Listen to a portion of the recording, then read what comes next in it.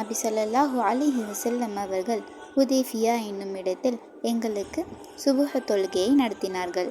அன்றிரவு மழை பெய்திருந்தது. தொழுகை முடிந்ததும் மக்களை நோக்கி, உங்களுடைய இறைவன் என்ன கூறினான் என்பதை நீங்கள் அறிவீர்களா என்று கேட்டார்கள். அல்லாஹும் அவனுடைய தூதரும் இதை பற்றி நன்கு அறிந்தவர்கள் என்று நாங்கள் கூறினோம். அதற்கு நபி கூறினார்கள், என்னை விசுவாசிக்கக்கூடியவர்களும் என்னை நிராகரிக்கக்கூடியவர்களுமான என் அடியார்கள் 2 பிரிவுகளாக ஆனார்கள். அல்லாஹ்வின் கருணையினாலும் அவனுடைய அருட்கொடையினாலும் நமக்கு மழை பொழிந்தது என கூறுபவர்கள் என்னை நம்பி நட்சத்திரங்களை மறுத்தவர்களாவார். இந்த நட்சத்திரத்தினால்தான் எங்களுக்கு மழை பொழிந்தது என கூறுபவர்கள் என்னை நிராகரித்து நட்சத்திரங்களை விசுவாசித்தவர்களாவார் என்று அல்லாஹ் கூறுகிறான் என்று நபி ஸல்லல்லாஹு அலைஹி